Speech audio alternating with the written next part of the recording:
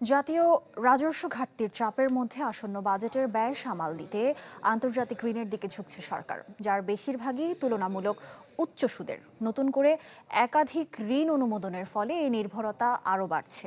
অর্থনীতিবিদদের মতে এতে তাৎক্ষণিক চাপ কিছুটা কমলেও ভবিষ্যতে ঋণের বোঝা ও অর্থনৈতিক স্থিতিশীলতা নিয়ে বাড়তে পারে উদ্বেগ। বিস্তারিত দেলাওয়ার দোলনের প্রতিবেদনে।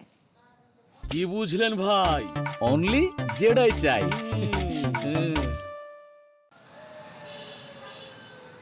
আসছে বাজেটে বড় ব্যয় পরিকল্পনায় রাজস্ব আহরণে যখন ভাটার টান, তখন ব্যয় মেটাতে উচ্চ সুদে আন্তর্জাতিক ঋণের উপর বাড়ছে সরকারের নির্ভরতা।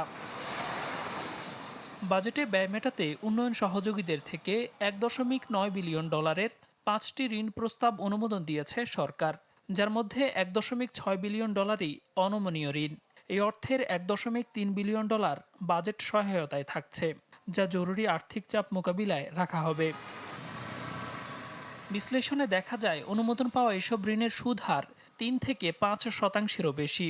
পরিশোধের সময়ও ধরা হয়েছে 15 থেকে 35 বছর পর্যন্ত। এই ঋণ একদিকে যেমন বাড়াবে আর্থিক চাপ, অন্যদিকে দীর্ঘমেয়াদে অর্থনৈতিক স্থিতিশীলতায় তৈরি হবে অনিশ্চয়তা, বলছেন বিশেষজ্ঞরা।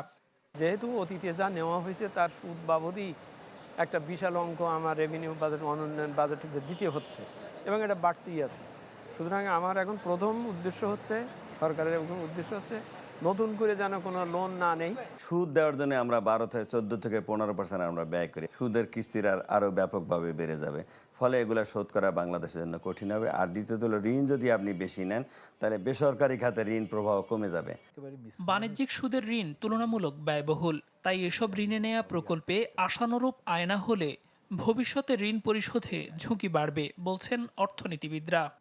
ডোমেস্টিক মার্কেট থেকে ঋণ গ্রহণের একটা সীমা আছে। আপনি যা খুশি, যতটা খুশি অতটা তুলতে পারবেন না, এটার নেতিবাচক প্রভাব বিবেচনা যদি করেন। বিদেশি উৎস থেকে যদি ঘাটতি দেখা যায়, তখন কিন্তু সেটা আবার দেশীয় উৎস থেকে নিয়ে সেই ঘাটতিটা পূরণ করা হয়। তার মানে দেশীয় উৎসের উপর চাপ আরও বাড়তে পারে। 2024 সালের জুন থেকে ডিসেম্বর পর্যন্ত প্রায় 1.5 বছরে সরকারের ঋণ বেড়ে হয় 3,17,000 কোটি টাকা। বিদেশি ঋণের অর্থ ছাড়ের সঙ্গে পাল্লা দিয়ে বাড়ছে সুদ এবং আসল পরিশোধের চাপ। চলতি অর্থ বছরের প্রথম 9 মাসে বিশ্বব্যাংক, এডিবি, জাপান সহ দাতা সংস্থাগুলোর দেয়া ঋণের সুদ এবং আসল পরিশোধে খরচ হয়েছে $3.5 বিলিয়ন বেশি। দেলোয়ার দোলন, চ্যানেল 24, ঢাকা।